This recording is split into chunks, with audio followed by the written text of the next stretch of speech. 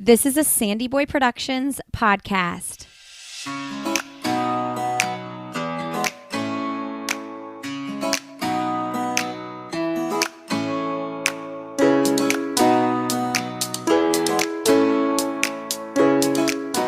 Hey everybody, welcome to Why is Everyone Yelling with Lindsay Hine.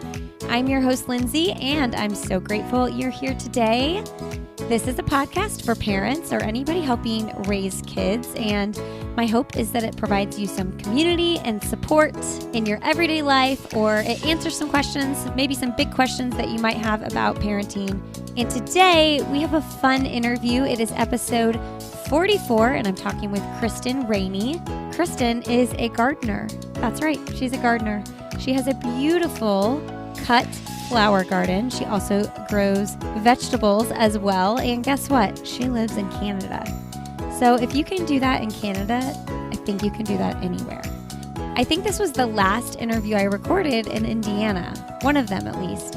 And when I told her I was moving to North Carolina, she assured me that this was a really good place to grow a garden. So I'm very excited and inspired, though I don't think I will be doing any garden growing in 2021.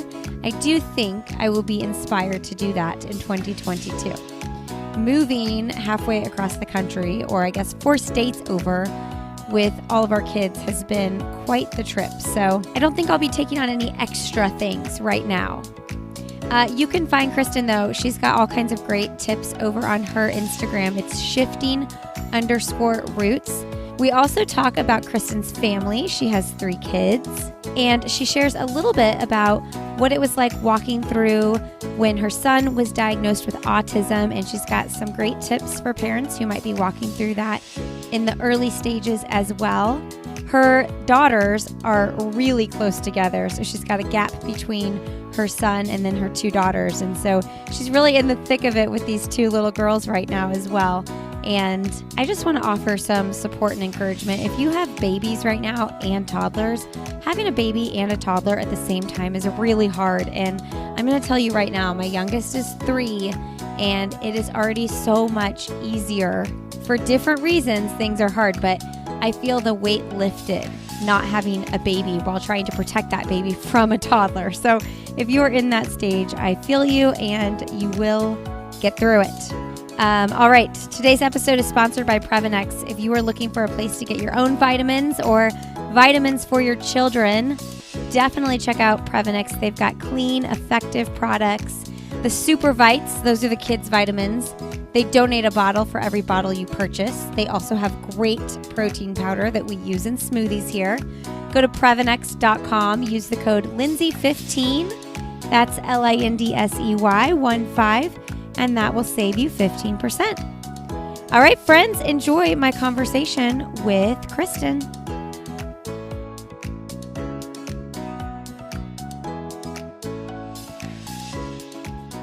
Well, today on Why is Everyone Yelling, we have Kristen Raney on the show. Welcome to the show, Kristen. Thank you so much for having me. I have just heard and seen on your Instagram that you just had a little weekend away from the kids. Yes, this is my first time being away from my youngest. She is almost 14 months, and I went away for 3 days, and I actually got to sleep, and it was glorious. So amazing. I always put so much pressure on myself to sleep, though, when I'm away from the kids, because I'm like, now's your chance. You got to do it. Oh, it's so true. But I mean, my girls are both really terrible sleepers. They were very late to sleeping through the night. So I've only slept through the night like 5 times in the last 2.5 years. So I can fall asleep at the drop of a hat right now. I was just looking at this video of myself because my youngest is 3, and it's when my youngest was like, I don't know, 4 months or something. And I saw this video because it was like someone who had responded to an Instagram post. And then I looked at like our past history, and I clicked on the old video the person had responded to, and I'm holding the baby. And I was just like, there's just a look in my eyes that says, I am so tired. Oh, yes. Yep, I know that look. And it's like, it's just, that's what it is. The first year postpartum, like as much as sleep or as well as I try to take care of myself, like you're just in a deficit, and plus you have all those hormones pumping through your body that everything's changing. There is a postpartum look. There really, really is. Oh my goodness. Well, tell us a little bit about your family. I know you have a son and then two daughters, and you kind of had a decent sized break in between the son and the daughter. So what did that look like for your family? Okay, so yeah, my son is 9 years old and he does have autism. Okay. I also had a really traumatic birth with him and a really hard time healing from my C-section with him. And I was also a classical singer, so having a C-section when you're a classical singer is like really challenging because yeah, all of the muscles you need to do your job, you suddenly don't have access to. And so I definitely had some postpartum depression with him. And then it was just, very challenging with getting the autism diagnosis and just learning how to parent him because I, was expected to parent him like a neurotypical child, and that doesn't work for him. And so, yeah, it was a big journey just to learn how to parent, be the best parent I could be for him. And so during that time, like I always wanted another one. But I was okay that it wasn't working out because I think I was just so busy and so traumatized from his birth and whatever that I think my body just said no. Mm. It's like, no, you cannot handle another baby right now.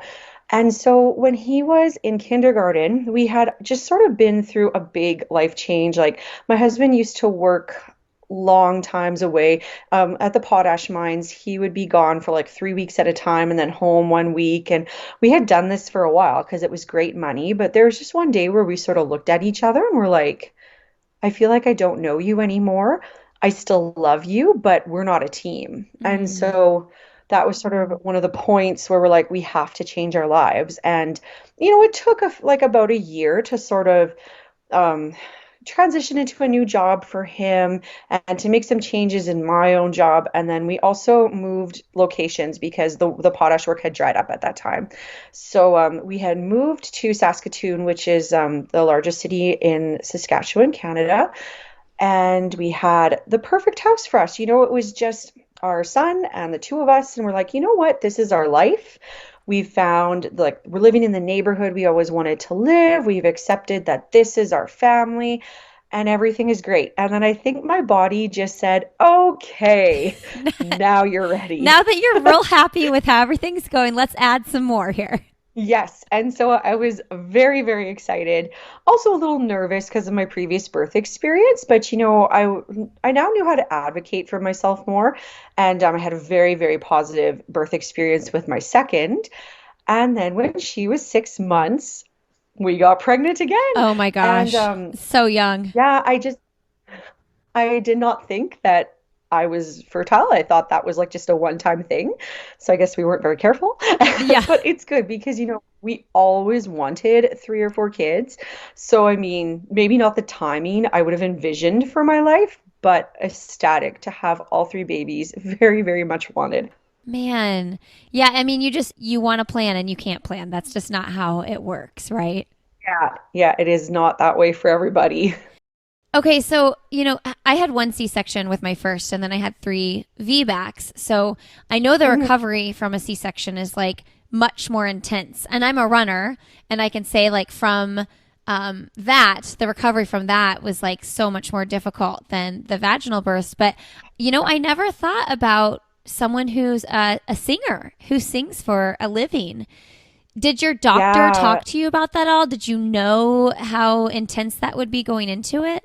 No, and like the problem with being a classical singer is that it's not a very popular career. So like my doctor doesn't have any other professional classical musicians that she takes care of. I was her only one, and so it was like I had to coach her through it. And then by my second and third births, I was telling her like I don't know if you'll ever have another classical singer, but you need to let them know like X, Y, and Yes. Z. Yeah. Wow. How did you know? Like did you know it would be a thing, or was it like after the birth you were like, "Oh man, this is going to be a road to get back to where I was?"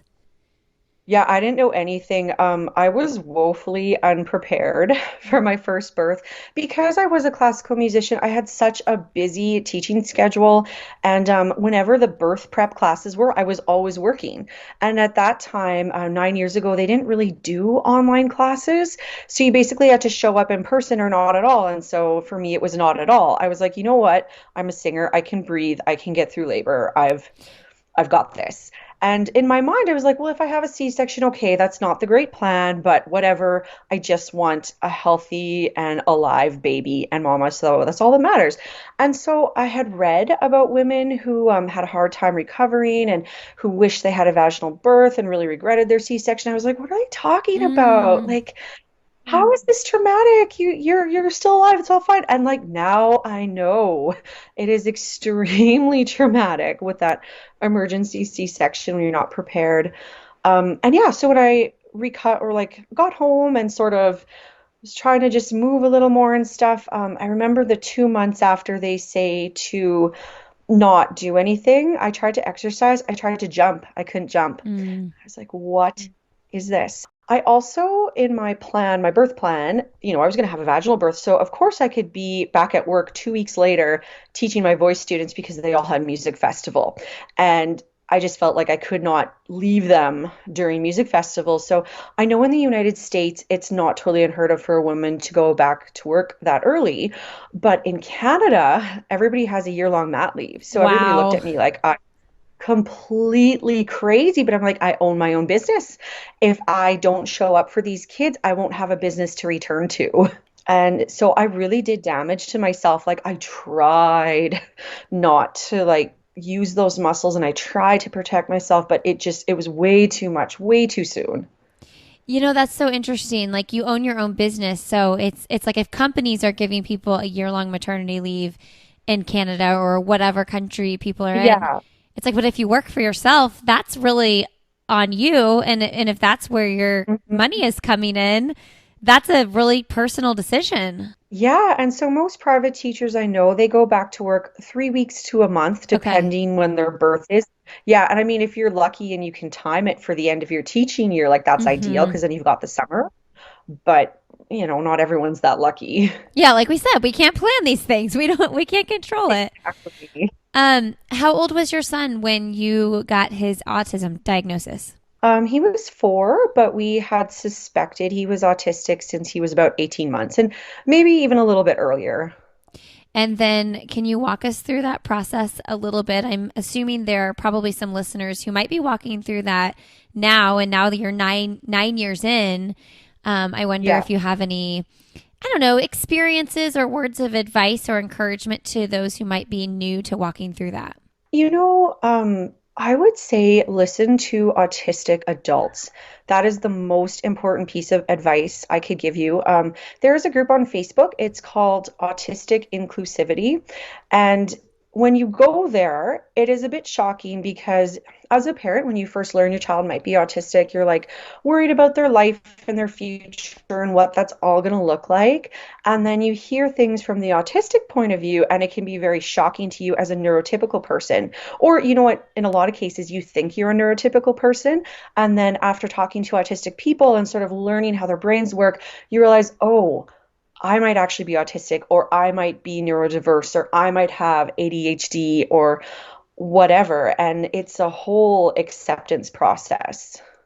Wow. I don't know that I've ever heard that advice. Make sure you talk to autistic adults. Yes, because like most people want to get their kids in therapies and like there's nothing wrong with therapies, but I from the things that autistic have adults told me, if you're using an ABA practice, I would really strongly discourage that. Autistic adults say that it is abuse. And so the way I've decided to parent my child, like I'm going to listen to autistic voices first as much as possible. Okay. And what does that look like with schooling for you now? Well, in our case, Dominic actually doesn't get a lot of supports. He really the only thing he struggles with is writing, and so he actually does pretty well socially, and we also try to create an environment for him that, throughout the day he has to fit in with the neurotypical world, or like it's called masking in the autistic community. And so he has to do masking to just get through life. And we want to make sure that when he comes home, we allow him enough space to be himself. Like, Mm. so I'm not going to expect him to have eye contact with me. I'm going to make sure that he has anything he needs for his stims or to like just decompress from the day. And we just really want to be as supportive as possible for him and really want to avoid depression in the future. That's very common with autistic adults. Wow. Okay, I'm gonna link up that Facebook group that you shared in the show notes so Hmm. that anybody's interested in learning more, they can check that out. Now, one more Yeah. question I have before we move on to your gardening is, when you mentioned your husband and you deciding like we need to like get back on the same page, like we need to get back on the Mhm. same team. I think that's really hard to do when you get married, right? Like kids happen, Yes. jobs change, like, and you do end up going through the motions with things sometimes and not even realizing it, but to both look at each other and say like we got to fix this. I Yes. think it's really Yeah. honorable. And did you go to therapy? How did you do that? You moved, I know. Yeah, we didn't go to therapy, but I think the move was the most important thing and the job changes because we just knew that the biggest thing for us was we had to be on the same schedule. And we also realized that for our son, we needed to live a more consistent life. Like Mm. for an autistic child, having students coming in and out of your home all days and hours of the week, like it's a very inconsistent schedule. And God bless my child. Like he learned to cope with it and he sort of knew that like on Monday, this is who mommy teaches and lessons last a half an hour. These are her breaks. And then on Tuesday, this is a schedule and whatever. But we just really wanted to create a life that was more stable for him. And so we changed and we were both on the same page with that. I love that. That's so good. So healthy. So the singing and the teaching, I Mm. know that sort of recently you've moved on from that and you're Yes. really focusing on the gardening. Had you been doing flower gardens and vegetable gardens along the way and now you've just shifted it into a more focused practice? Yeah, that was actually my entire childhood was Okay. gardening and yeah, growing flowers and vegetables and being dragged out around the farm and being made to do all the farm work. And I had resented it and didn't like it for a long time, but there was just always this part of me that missed it because in order to do singing, Hmm. I felt like I had to give up that entire side with me to focus. And so when I was thinking like, okay, singing is not working, or the lifestyle around singing is not working for me and my family, like, what can I possibly do that doesn't require me to go back to school? Like, what could I do? What am I good at? Because I felt like as a creative person, a lot of my skills weren't marketable. And so as I was sort of researching what my options were, I found blogging and I knew it was a bit of a long shot, but I thought I would try it. And then I didn't actually start out as a gardening blog at all. I just thought it would be general lifestyle and like decor and stuff, and gardening would be just a little part of it. But then I had a post go viral and it was about gardening. And then I had another post about gardening go not quite as viral, but it was like pretty substantial. And so I was like, okay, I am a gardening blog. Done. Okay, what were those posts? It's Gardener's Worst Nightmares, 28 Plants You'll Regret Planting. That was the first one. And people got mad at me, like super mad. But it was an opinion piece. And it was also supposed to be a little bit funny because Uh-huh. I was always that friend you asked about what do you plant in your yard? And I had very strong opinions about like, you know, you guys call them ditch lilies in the States, Okay. but they're those orange daylilies. Oh, And daylilies, I'm like, yes. those things, if someone gives you them for free, like don't even plant them. They bloom for 3 seconds and then you've got nothing. They do. But They're so short. right? But I mean, just people took it the wrong way. Some people agreed with me. And I think because it was so controversial, that's what made it become really Of popular. course. Isn't that funny? It's like I have to say something that's going to piss someone off for it to go viral. I know. Those dang daylilies. Okay. Yeah. So speaking of that, let's piss some people off. Okay. What are some other ones that we'll regret planting? We may or may not, but you would regret planting. Yeah. Um, Shasta daisies. Like everybody loves Shasta daisies. I actually love Shasta What do daisies. they look But like? they're just like the typical white daisy with the Okay. yellow centers. Yeah. And they're beautiful, but they will take over your whole yard if you're not willing to do the work of like keeping them to a spot. Okay. Uh, yeah, purple bellflower. Most people agree with me on that. Oh, ferns. I despise fern, like specifically ostrich ferns.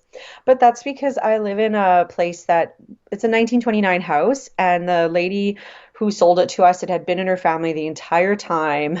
And then the last couple of years, she was too ill to take care of the place. So, like, I would pull out fern after fern after fern after fern. I'm like, if you had to pull out 400 ferns, and I'm not even lying, like I counted, you also would hate ostrich ferns. And they just kept coming up. Yeah, and I mean, I've got them mostly under control now. Like, they don't, the ones that I left, like, they're happy, but then the ones that I pulled up, they're mostly don't come back. Okay, so Kristen has her Instagram is called shifting_roots, and she makes these beautiful flower bouquets. And, like I've always thought of planting flowers as like it being aesthetically pleasing for my Mhm. yard, right? I never thought like, oh, I should like plant a little space so that I can actually make bouquets for my home inside. And also, Hmm. like, that's like the best gift, right? You just show up at someone's Yeah, house for dinner and like you can just bring a beautiful bouquet of flowers. You don't have to go to the yeah, store.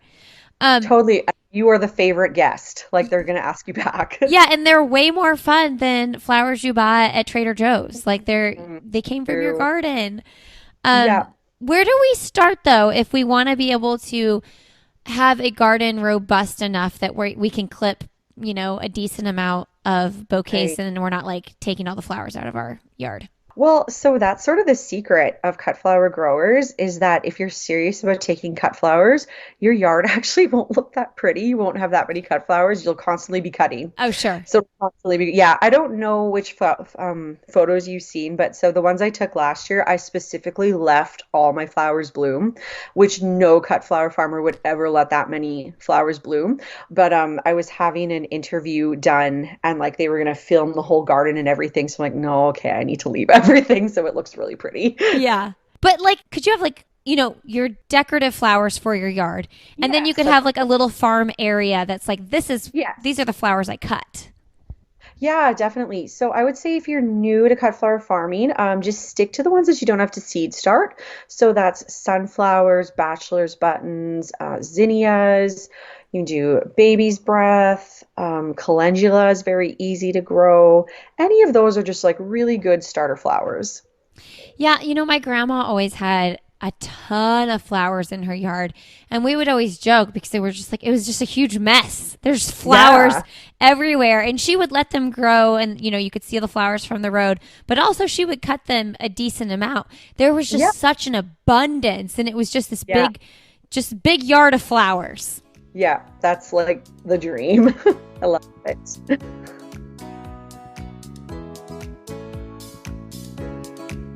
Hey, everybody, a quick break here to thank Previnex for supporting this episode of the podcast. Previnex is where I get all of our vitamins and supplements and protein powder for our family. Their products are clean, they're effective, and they do good work over at Previnex.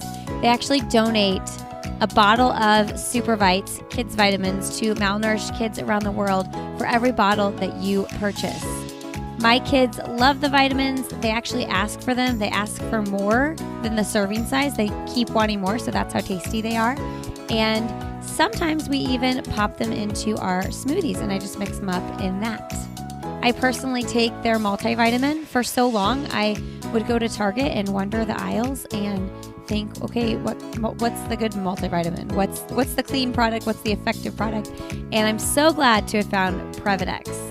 As a runner and an athlete, I use their Joint Health Plus as well, and that protects my joints so that I can have longevity in the sport.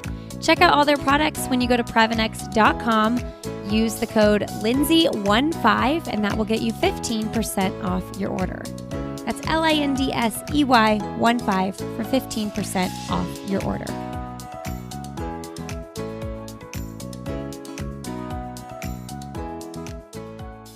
So talk to us about like how to start a raised bed flower garden, do you suggest that, or do you suggest using just soil on the ground?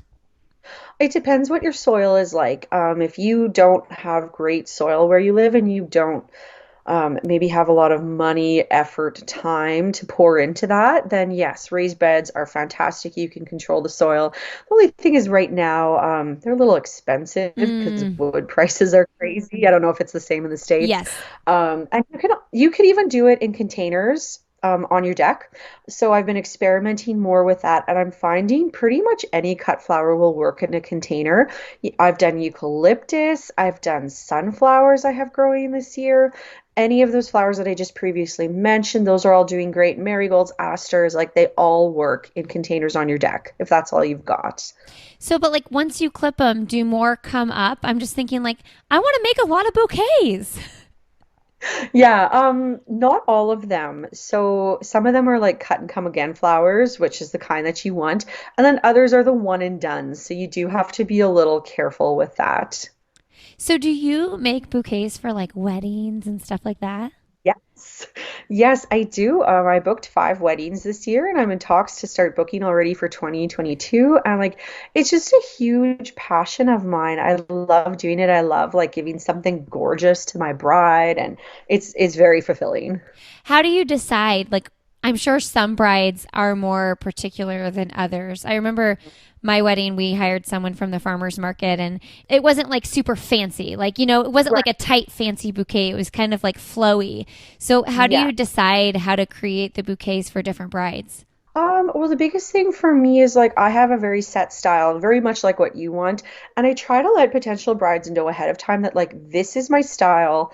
I am not super flexible in my style because I'm a farmer florist and like these are the flowers I can grow in zone 3 and if you don't like those type of flowers, you don't like that style, you're not flexible, it's probably best you go to someone else and I'm 100% okay with that because I want my bride to be happy or I want my bride who's not my bride to Yeah. be happy. What I mean? Like, Yeah, I mean, I think that's such a confident way to run a business too. And, just being able to mhm, say, like, I'm not right for you. And that's, it's exactly. hard because you're turning away business and money. But, like, if you don't think it's going to work, Yeah, and I don't want bad experiences. And then like I do post a lot of making bouquets on YouTube and stuff, so I also want a bride who is okay with that.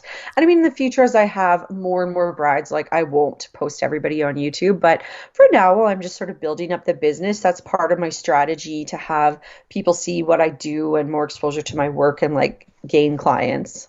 I saw some peonies in one of your bouquets. Is that Yes. one of your favorites? 100%. I They're love so peas. pretty.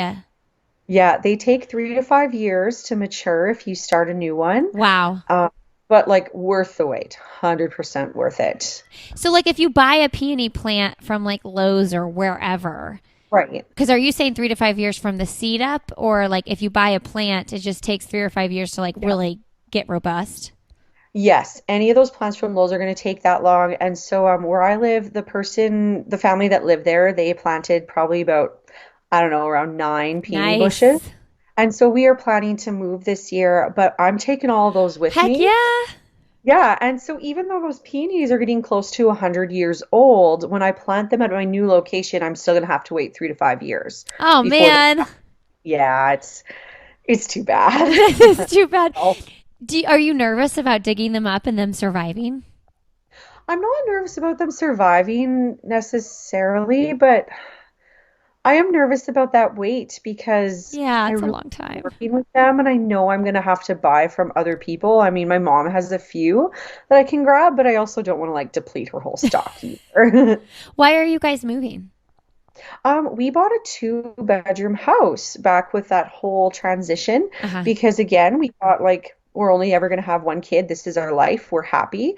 And it was more important to us to be in a neighborhood where we could like walk to the grocery store, walk to the parks, walk to the river. And so we have like one of the best locations in the city. And Mm. the only way we could afford that location was to buy like a fixer upper 2 bedroom house. And we're like, well, we only have one kid. It'll be fine. It is not fine anymore. With 3 kids, 2 bedroom house. Oh my gosh. Yeah, so like we tried piling all three kids in one bedroom, but the baby just didn't sleep well enough and the toddler was still not solid enough. So baby's in our room, the older two are sharing a room. That's so hard. And it's so true with any neighborhood. It's like you're Mhm. paying for the location They 100%. are. Like it's so hard. And I get it. You know, we're actually moving from Indianapolis to North Carolina this week, like this weekend. Oh, Yeah. okay. It's wild. I know it's like a crazy week for us. But like we specifically bought a house in a more expensive neighborhood and we kind of like sacrificed some space from where we're moving from because I'm like, I feel like to move to a new location where I don't know anybody, I need to be able to feel like I can get to know my neighbors really easily. Yes. Also, like, P.S., you are in one of the best areas for gardening of the United States, Oh, I'm gotta so say. excited. Like, all the homesteaders seem to live in North Carolina or South Okay, Carolina. okay. I'm kind of jealous. Okay, so, well, that's a good transition then because I'm curious about this because you're always mentioning your zone 3 and I see when Yeah, in my like very small amount of gardening that I've done, I see on the seed packets like all the yeah, zones and I'm always like, yeah, yeah, I don't know what that means. So explain to us the yeah. zones. So basically, it's an average of how cold it gets where you live and how warm it gets where you live, and then what plants can tolerate that. So if you're growing like vegetables and annual flowers, it really doesn't matter. I just talk about zone three all the time because I find that's just a really quick way to get people to understand like sort of where I live and the conditions that I'm dealing with. But like zone three is kind of similar a lot of places that are zone three, but in the States, like zone five on the West Coast versus zone five on the East Coast, you all have like maybe the same temperature difference, but you have very different soils and climates and things that you're dealing with. So it's not necessarily quite as catch-all as zone Okay. three is. Yeah. So is North Carolina zone 5? Oh no, no, girl. You got like zone eight or zone seven.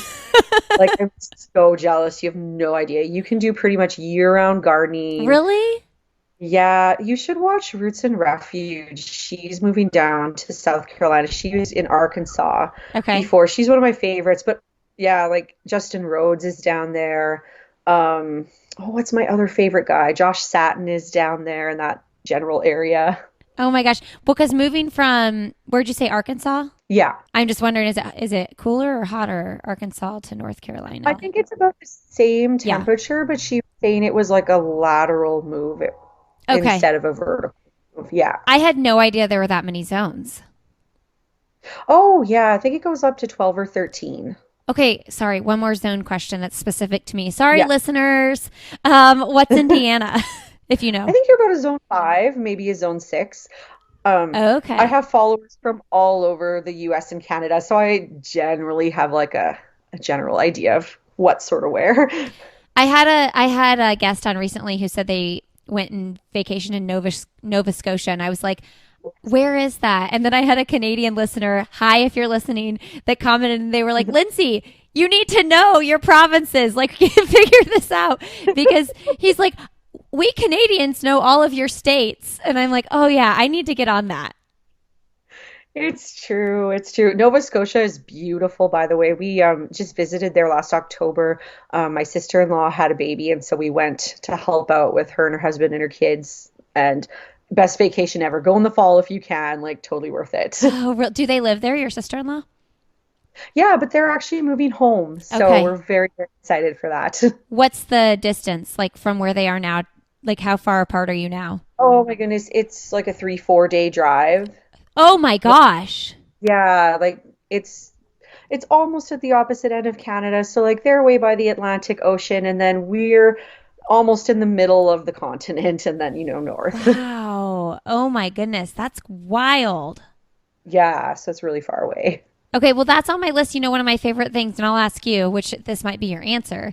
At the end of the Mhm. show, I always ask people, like, what's a trip you've taken with your family that you recommend? And so Yeah, it's really fun compiling those lists and seeing where people have been. And then, I mean, you have an episode a week. You can't visit all of the places, but of picking course. Yeah. from picking from them. Okay, so I want to transition to vegetables real quick. In your zone Okay. 3 or like colder weather areas, like Indiana, for instance, Yeah. which to you, you're like, that's not cold. You have no idea. True. What are your favorite vegetables to grow that you can grow in abundance and like really, really feed your family with them? Right. I like pumpkins. I'm a big squash fan, like in baking and just sort of hiding it in like chili and stuff. And pumpkins are always really gratifying to grow. Like you feel like you've accomplished something. Also tomatoes, a little bit more work, but we currently have this greenhouse and we've been babying those tomatoes like nobody's business. And like I'm so proud of those things. Um, what else? I love to grow Swiss chard. Like basically my thing for any of your listeners would be just grow what you eat, grow what Mm. you use, and don't worry if you fail at a crop. Like it some of the crops are harder than others. Like for us, broccoli is really hard to grow. And it took some experimenting, and especially because we have such a cold season, the thing is that everybody plants May long weekend, which for us is the weekend before Memorial Day for you guys. Um, but that broccoli, I found that if I actually planted it at the beginning of April and covered it with frost cloth and stuff, it actually did like way, way better. But you don't know unless you try. Why do we plant marigolds by certain vegetables? Um, they're supposed to deter bugs. Oh, right. Okay. Yeah, and like all over the internet, you hear like, oh, it worked for me. Oh, it didn't work for me. I don't know, like more of the scientific minded gardeners that I know, they're kind of like, yeah, it's incidental. Like, I don't think that's really a thing. Are you moving your greenhouse with you? No, my greenhouse is already in the location that I'm moving Oh, to. So, nice. yeah, I'm really lucky with that way. Yes. So, like, have you already sold your house? No, I don't think we're going to sell our house to the fall. So I have ebooks and courses that I write, and some of those ebooks sort of hinge on what I've got growing in my backyard this year. Mm. So we can't put our house up for sale until September, or October. And then is the new home like, are you building or is it already built? It's already built. We're just buying my mother-in-law's acreage, so like this is a very easy move for us. Oh, okay, nice. And you already have your greenhouse there and everything. Oh, that's so Yeah, nice. we've already been gardening and starting to like make the art as we want it, planting an orchard, all of that stuff. It's been really wonderful. Okay, so you already mentioned Roots and Refuge, Justin Rhodes. Do you have any other favorite follows for people around the country or around Canada to also follow along, as well as following you, Shifting Roots? Yeah, of course. So I definitely got to mention my friend Ashley.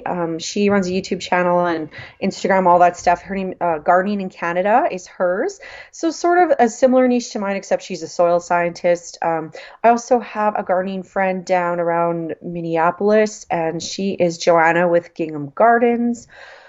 And then there's Julia out in Ontario, and she runs the Gardening Girl website. Those are probably my three ones that I'm closest to. Do you think people need to be following, if they like really want to get into this, do they need to be following people Mhm. that live in their zones? It's ideal. I mean, I follow people who aren't in my zone, and it's funny. Like, I went into this being like, okay, I am just for the cold climate, short growing season people. And I have people following me from Texas and Yeah. Florida. And like, they're asking me questions. I'm just like, I have no idea. This is my best guess. But they probably think if she can do it in Canada, if she can do it way up Yeah, north, then she surely has good advice. that's exactly what it is. Okay, I have to ask you had your little weekend away and you said you finished a book. What book did you read? I didn't finish that book. It was okay, this is really embarrassing. It was like a Danielle Steele novel that Oh, I that's got not embarrassing. free at one of those lakes front, like, take a book, read a Uh book. And I'm huh. like, I don't need to think about. But like the last serious book I read was Cool Flowers by Lisa Mason Ziegler. Okay. Do you find that you read more about flower gardening or vegetable gardening? Flower gardening, definitely. Like that's just sort of my focus right now is really honing in on that cut flower garden. Yeah, for sure. Okay, well, what is something professionally or personally that you would like to do that you haven't done yet? Um, you know what? Personally, I would really like to paint more watercolor.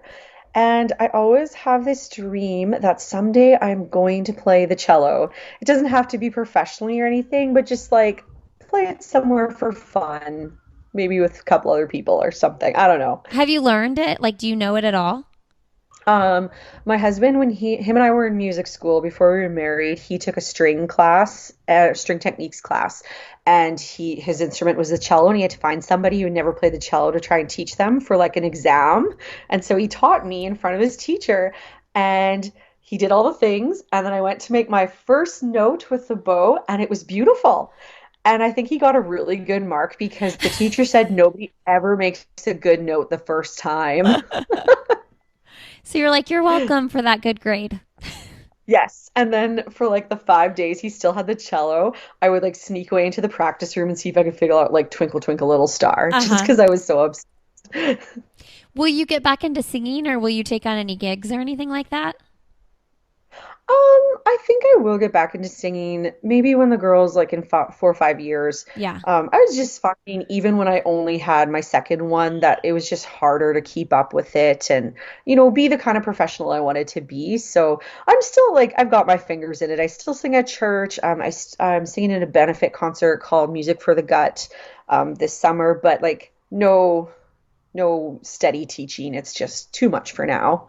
I mean, you are in it hard. And I just want to tell you, like, my youngest is 3 now. And looking Hmm. back like 2 years ago, I can't even begin to tell you how much easier it is already. So it's Oh, right. yeah, like, and I I know it's going to get harder. Like, I know the teenage years, the middle school years, I know that's all going to be really hard, but it gets easier for the most part, I think, for a little while. Yeah, it does. There are so many times with the two girls that I've said to myself, I'm so, so thankful for my son and having already done that stage with him a long time ago because when you're doing it for the first time, you don't believe it'll ever end. No, Like it's so you hard. yeah, you logically know it'll end, but you're just like, no, it's never gonna end. And because I saw him in front of me every day, I'm like, okay, it ends. Here he is. It's okay. I will feel okay someday again. Yeah. It's hard because it's fleeting, but at the same time you're so tired. I know. And it's hard not to be panicky, especially with like, am I doing enough for the business? Am I doing enough for Uh-huh. my kids? And like you just feel like you can't balance it all. And I mean, I guess you don't. I know. I struggle with like I love podcasting. I love running my business, but at the same time am I putting too much of my energy to that? Like am I going to regret it Uh, because I the time with them is going to be gone? And I think every working mom probably feels that way at yeah, some point in totally. time. Definitely. Okay, so you mentioned the book, you mentioned the Danielle Still book, and Yeah. then what was the other one you mentioned? Cool Flowers by Lisa Mason Ziegler. Okay. Do you have any other fun, like mindless reads? Oh my goodness. You know what? I feel like I have not read in the last 2.5 I mean, years. you've had some things going on. It's true. No, like I can't even recommend anything fun to you because I haven't read it. If you're into cut flowers, definitely any of the Fleuret books, like buy all three of them. They're all fantastic. But yeah, I just other than magazines, like I have not read it. I'm so embarrassed, but it is what it is. No, don't be embarrassed. Well, Kristen also has a bunch of ebooks, so we'll link those too. So if you have like questions or you want to look into any of her courses, we'll link that in the show notes. Do you watch terrible TV to unwind in your 2 bedroom house? Do you have a space to do that? No, we don't even own a TV. We decided, like, for us, it was like a money saving thing. We're like, okay, what are we really watching on TV? So, we just have Disney Plus, and otherwise, we just watch YouTube. And, like, honest to God, in this season, we are just so busy that, like, I don't need to watch scads of TV. I mean, I would love to watch trashy TV whenever I'm at my mother's, like, HGTV, here I come. I am there. Yes. I struggle with that too because here's the thing, when I get my Mhm. kids to bed at night, that's what I want to do.